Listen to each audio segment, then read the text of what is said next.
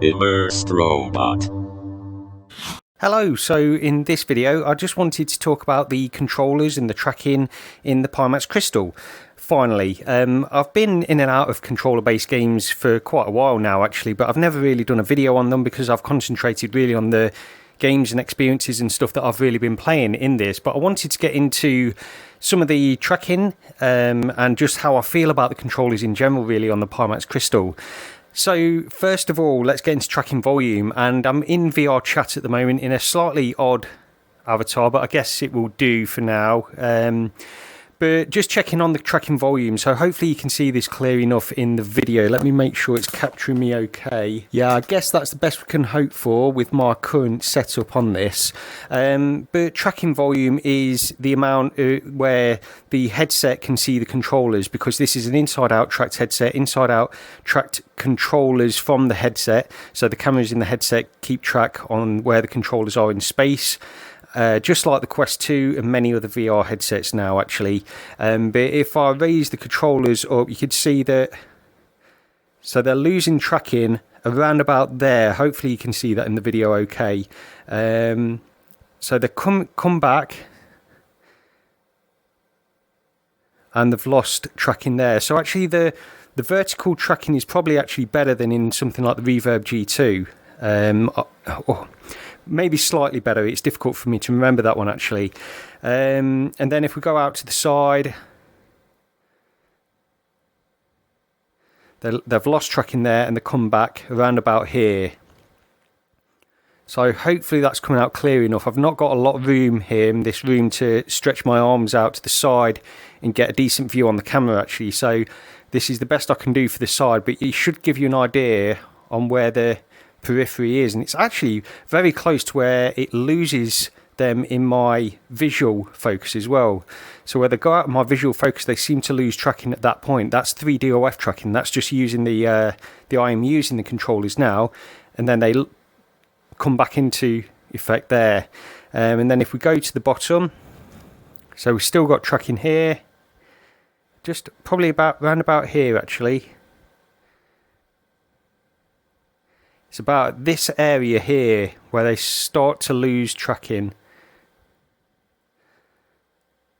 That's actually not bad at all. That's pretty good for the bottom tracking. So overall tracking volume is not too bad. It loses tracking a bit earlier than I would like in the high up areas, but it's not really that terrible. I'm struggling to think of examples where that would be a problem actually, but the bottom tracking is pretty good. So that's just a quick look at the tracking test anyway. Overall responsiveness feels great in here, but let's just test that a little bit more in something else. Okay, so I'm in 11 Table Tennis VR now, and this is usually a good one for testing tracking. I play this on my Quest 2 quite a bit, but I've also been in this last week or a couple of weeks ago in the Pimax CRYSTAL to test it, but that wasn't with the latest controller tracking software, which I am using. I'm using version 1.13 of this, which does have the better software for tracking the controllers.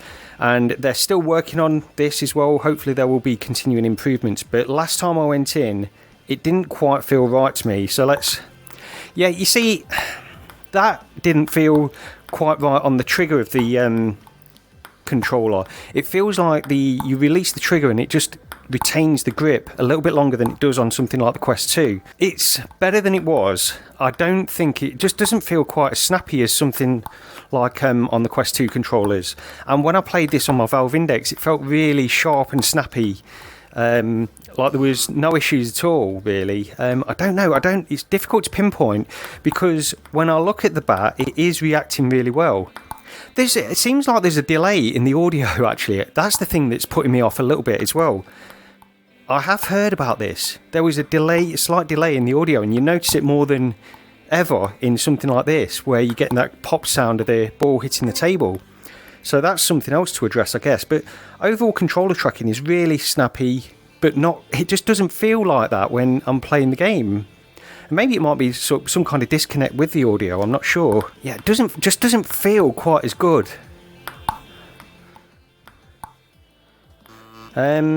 But anyway, yeah, let's try something else. I'll give some conclusions at the end of this video. But it does it doesn't feel quite as bad as it was before, so I'm sure they're making improvements with this, and hopefully that will continue. But let's try something else anyway. Okay, so here we are in the classic that is Half-Life Alyx, and this, of course, it's a little bit more slower paced game.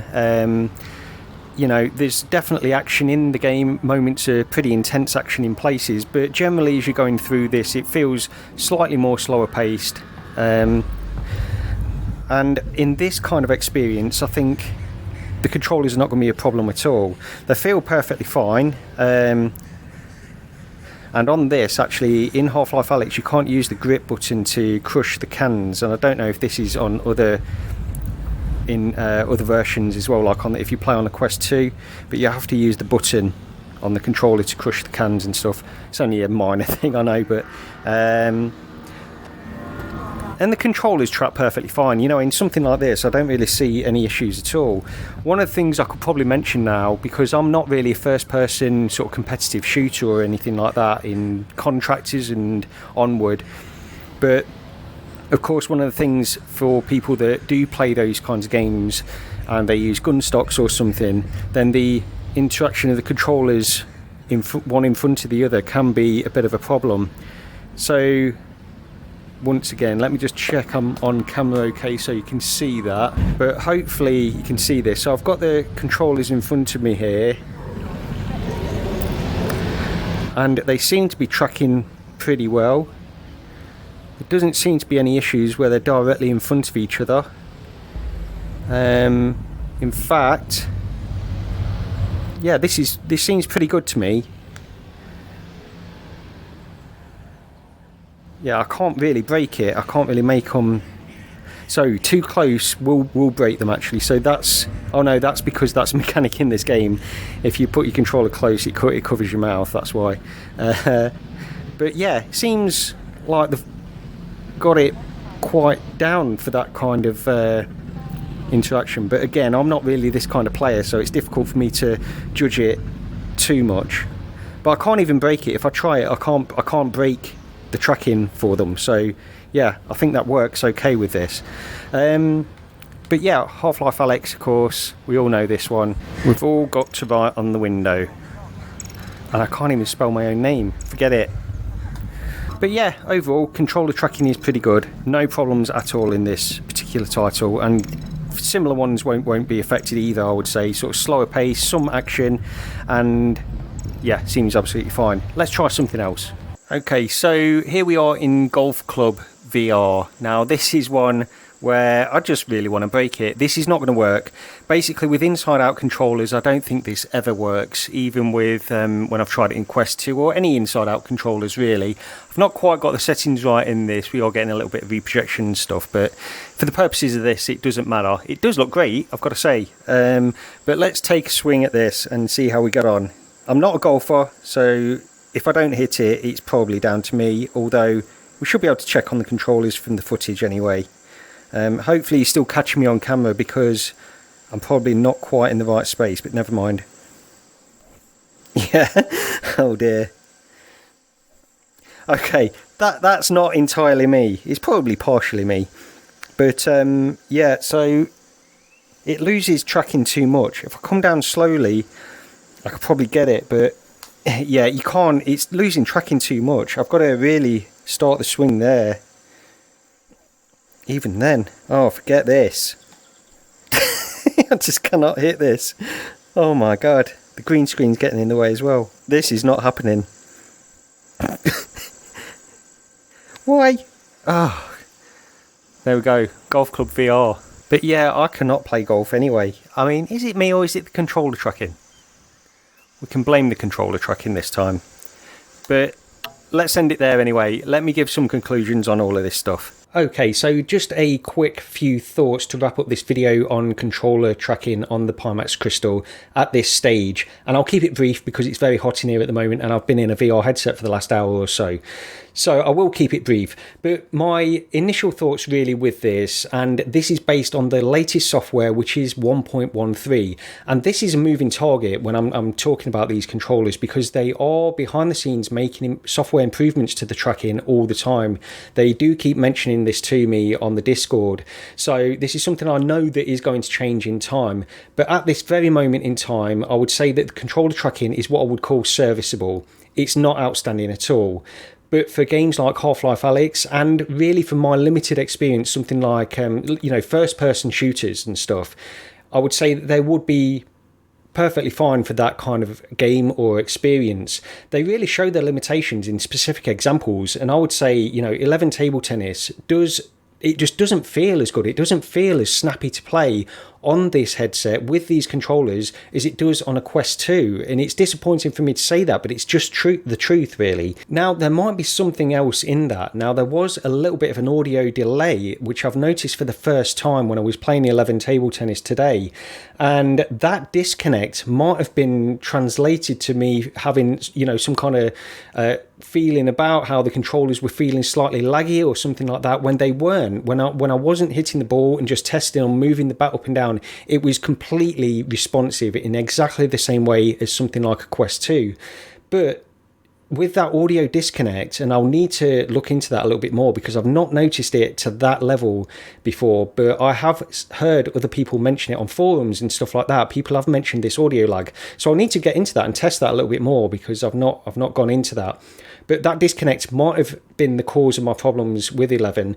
But deep down, I don't think it is. I think there is something that just doesn't feel quite as snappy with these controllers. And the other thing is, even when I'm running at native frame rates, I'm still getting this weird artifacting of almost reprojection. It's not as bad as reprojection. It's not quite like that level of blurring when you're moving the controllers up and down. But there's something there that just doesn't look quite right. And this might be, again, on the list of things that they're working to improve with these controllers.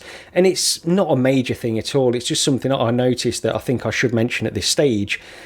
So I think the limitations are shown in those kinds of examples. I would imagine it would be the same as Beat Saber as well. Now, I've not got Beat Saber installed on my PC. I've got it on the Quest 2, but my gut is just telling me that I don't think these would perform better in that particular game than the Quest 2 controllers or another kind of inside-out based controller system. Maybe the Reverb G2, if they were put up in direct competition to the Reverb G2 controllers, maybe these would win out. I'm not too sure about that. I've not got a Reverb G2 anymore. But those controllers didn't feel great to me either. They were very serviceable as well, I would say, but the tracking volume in these does feel better than in those. So tracking volume isn't so much of an issue. I did feel like it would be, actually, before going in to test it in VR chat, but from what I've seen, it seems perfectly fine from that point of view. But that's just a few initial thoughts on this anyway, and I'm going to keep an eye on it. As I mentioned, it is a moving target. This is going to be improved all the time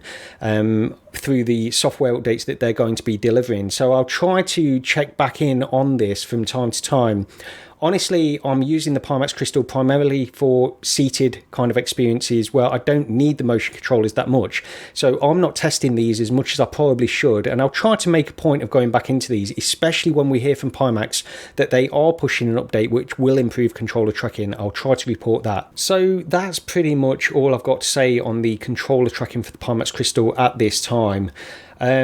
And the other thing to mention is that, of course, there are other options. Eventually, there will be with the SteamVR faceplate that is coming out for the Pimax CRYSTAL at some point. I don't know when that is going to happen, but that will allow the Pimax CRYSTAL to be paired with Lighthouse-based tracking, and then the Valve Index controllers, for example, you could use those to get that next level of tracking capability.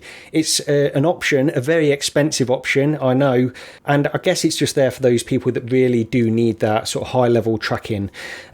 These offer a form of tracking which, I'll just reiterate, it's serviceable at this very moment in time, and I can't really say anything beyond that, honestly, but they do the job in certain titles, and hopefully it will continue to improve. But that's it from me. Thank you very much for watching this video, and I'll be back next time.